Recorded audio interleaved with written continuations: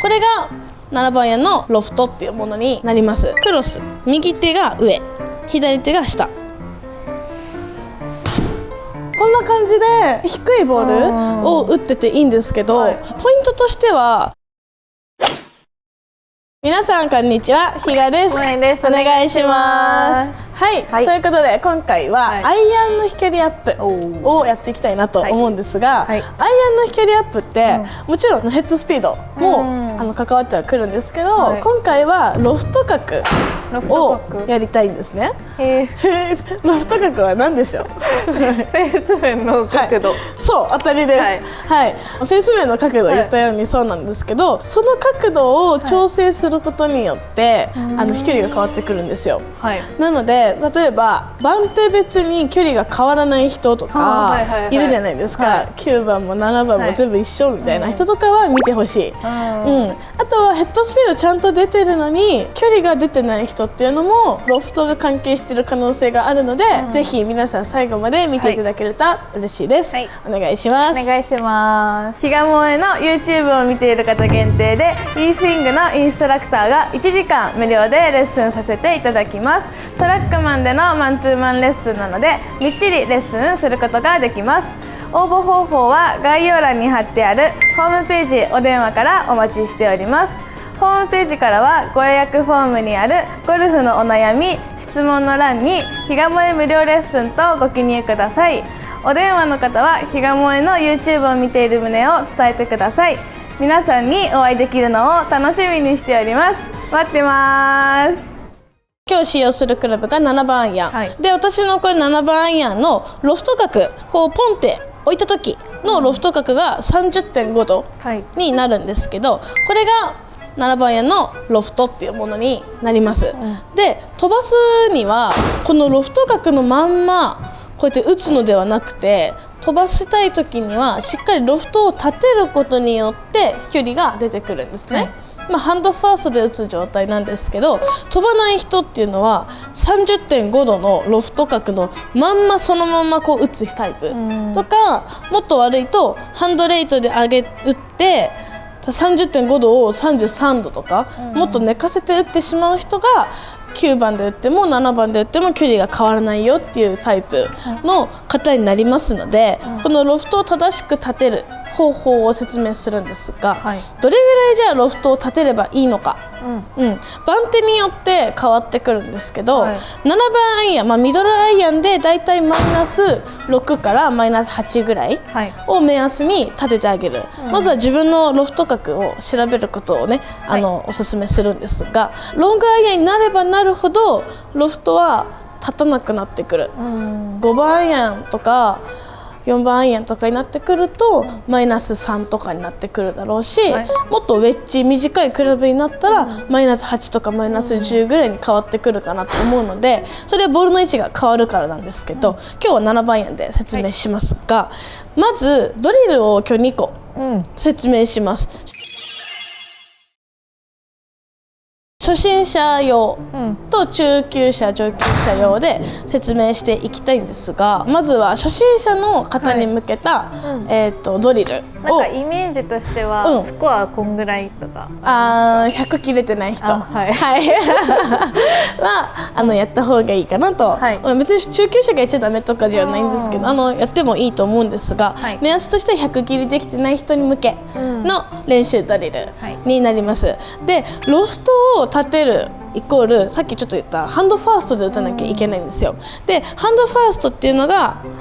打つ瞬間にヘッドよりも手元が目標方向に動いてることをハンドファーストって言うんですけど、この状態にするとロフトがこう起き上がってくるんですよ。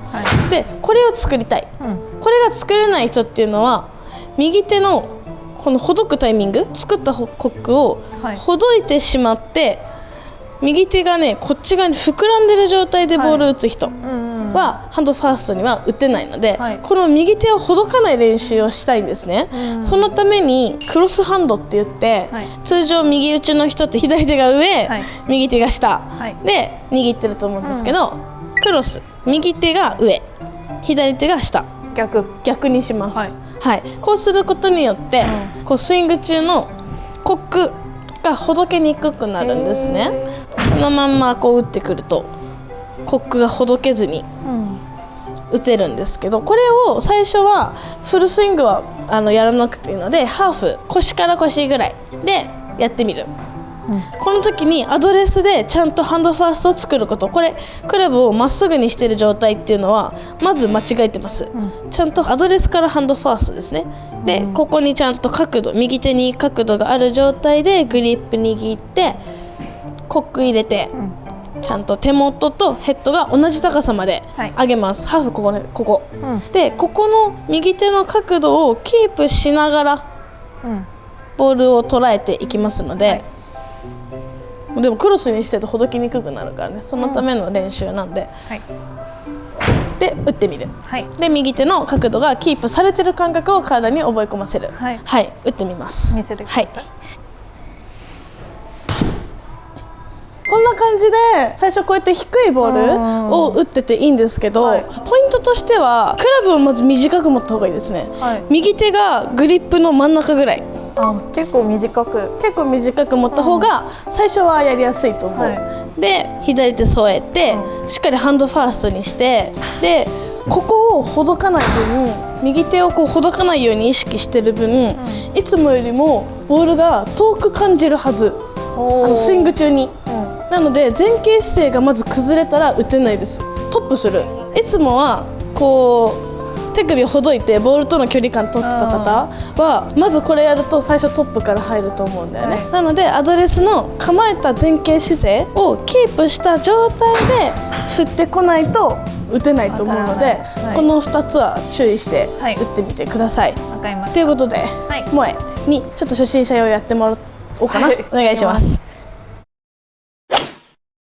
じゃあ実際に萌えにやってみてもらおうかなと思いますので、お願いします。お願いします。これっていつもどうやって握ってるかそうだよね。これ合ってる？合ってる。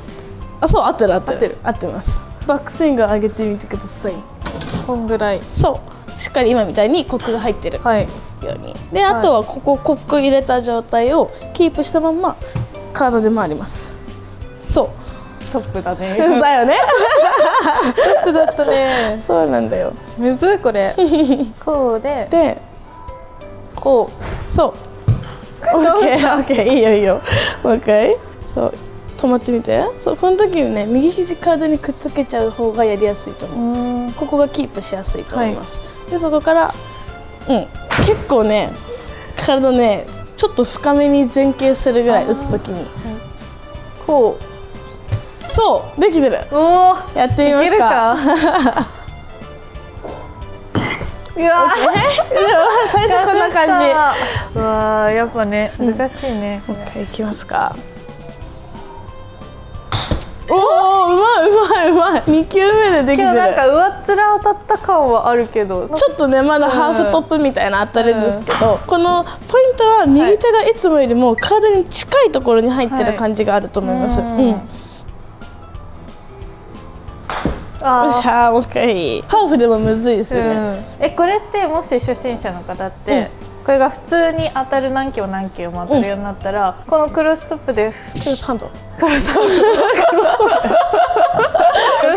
でフルスイングっていうのはフルスイングはしなくていいと思う。でも3クォーターぐらいまでなら上げれると思うんだけど、100切りできてない方はもうハーフまでで十分だと思います。お、いいね、いい音してる。ナイスです。こうやって低く飛ぶようになってきたらできてるので、これを何球も打って、この右手と右肘のこの体が近いところを通ってる感覚をまずは掴むこと、でそれはスイング中も変わらないんですよ。今まで多分こう解放しながらこうほどきながら打ってる人ってだいぶここがね窮屈ではない、なんだろう、動きやすいはず、なのでそれをちょっと制限することによって、ロフトが立てられてくると思うので、いっぱいやりましょう。じゃあ2つ目のドリルやります。お願いします。ということで次は中級者向けの方に向けたドリルなんですが、はい100切りできてる方かな、うん、これもまずはアドレスちゃんとハンドファーストで構えられてるかどうかで、パンチショットって聞いたことありますかね。バチンってやつですか？そうですね、低く強い球を打つパンチショットの練習をしたいんですけど、パンチショット例えばイメージは林の中にから脱出する時の低い球を打ちたいんですよ、はい、なので練習の時もアドレスボールのポジションは少し右足寄り、はい、7番アイアンだけど、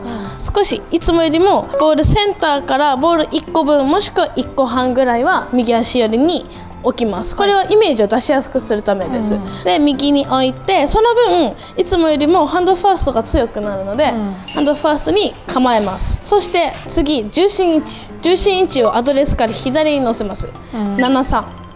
はい、73で、さらに目線は通常よりも低く構えます。で目線も下げることによって体重が左に乗りやすい状態を作ってるので、ここからパンチショット、低いボールを打っていくので3クォーターまで上げます、はい、3クォーターまで上げたらここで止めます、はい、3クォーターハーフぐらいのイメージで振ることによって、これもロフトがハンドファーストに打つことによってロフト立てるんですけど、パンチショットってここで終わるので、3クォーターまで行くと割とこうキャスティングしやすい。手首はやっぱ逆コック入れてくるので、逆コックにとらわれすぎるとキャスティングしやすくなっちゃうから、まずは練習として低い球を打つからコックしっかり作った3クォーターからハーフで止まる練習をすると、フォロースルーで右手首とこのクラブの角度はまだ曲がってるはず、はい、これがこうならないようにしたいので、中級者はこのドリルをいっぱいやります。はい、はい、打ってみます。はい、こんな感じ、はい、これもなるべく低いボールを打っていきたいので、今ぐらい低く出るのが正解、でこれもパンチショットなので、はい、なるべくグリップは短め、指2本か指3本分ぐらいは短く持っていいので、とにかくフィニッシュまで振り抜かないこと、ちゃんと体で止められるようにすることによってボールが低く出てくると思いますので、これはやってみてもらえると分かるかなと思います。じゃあ次は私がビフォーとアフターでどれぐらい距離が変わるのかっていうのを打っていきます。じゃあビフォーから、